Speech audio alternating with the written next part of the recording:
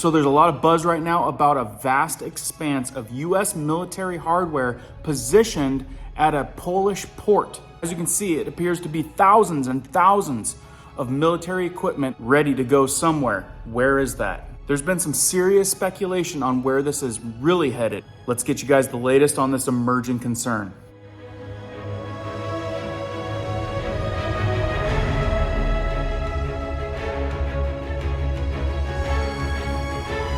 If you guys are brand new here, welcome to our awesome community where we go over prepping tips, emergency preparedness how-tos, and news that could affect you. If you find value in that, be sure to hit that notification bell so you guys can stay up to date. Let's jump into this one. Okay, so like I said, a couple people posting on this, but not everyone watches everyone. So I want to be sure to get this information out to our community because what's being reported on what's happening with all of that equipment, football fields of tanks and armored vehicles. Well, I'm getting reports that it's headed somewhere else that you guys might be interested in. Yeah, and I don't know what the weather's doing in your guys' parts, but it's snowing here again. Put in the comments down what's going on in your parts and where you're at. I just can't believe it. We're getting snow like every single night. And then we've got people writing in that said that they haven't seen any precipitation in a while. And it's hot.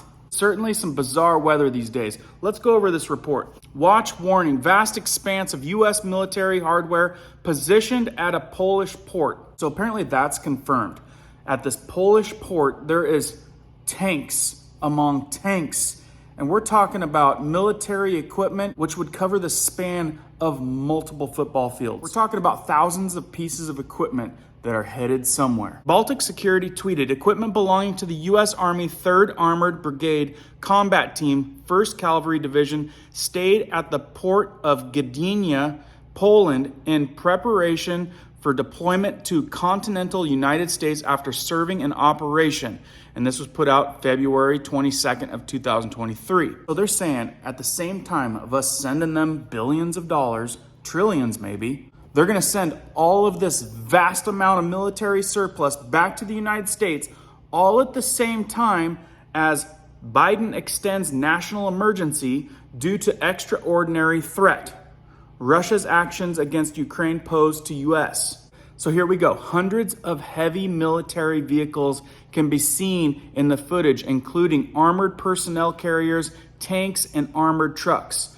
Despite claims that the equipment is bound for Ukraine, a source which widely circulated the footage, Baltic Security, wrote that it is a Polish port in preparation for redevelopment to the continental United States after serving in the Operation Atlantic Resolve. At the same time of us shipping an enormous amount of equipment over there, along with a crap ton of money, this is either extremely ignorant or we're not getting told the truth. The report also says the expanse of military hardware is being described as equipment belonging to the U.S. Army's 3rd Armored Brigade Combat Team, 1st Cavalry Division. Some Eastern European media reports are claiming that at least a portion of the equipment, which looks multiple football fields in length, are bound for Kiev. Now, to me, that sounds a little bit more believable.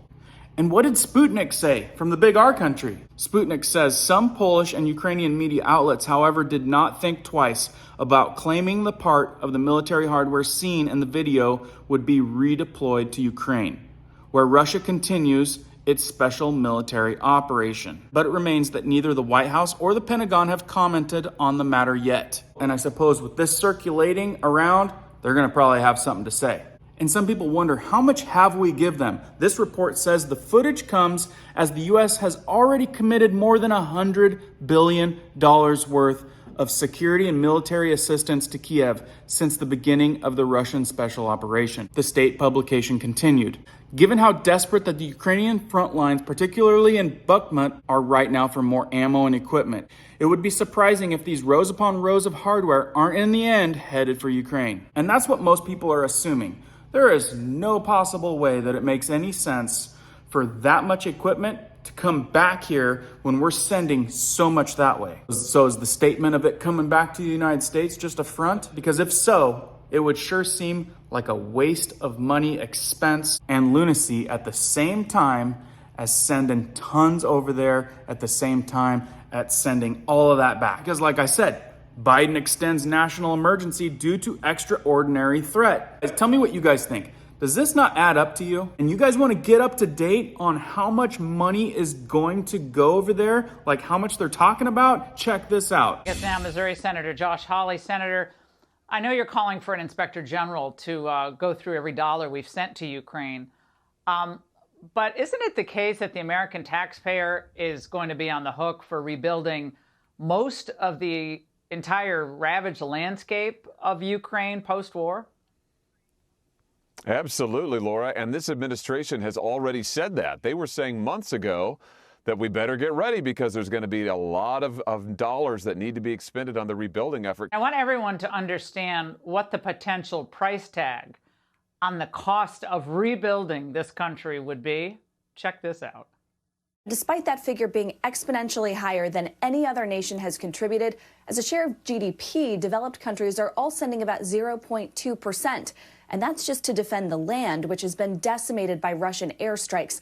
Rebuilding carries a whole new set of costs, which the World Bank estimates will total $349 billion.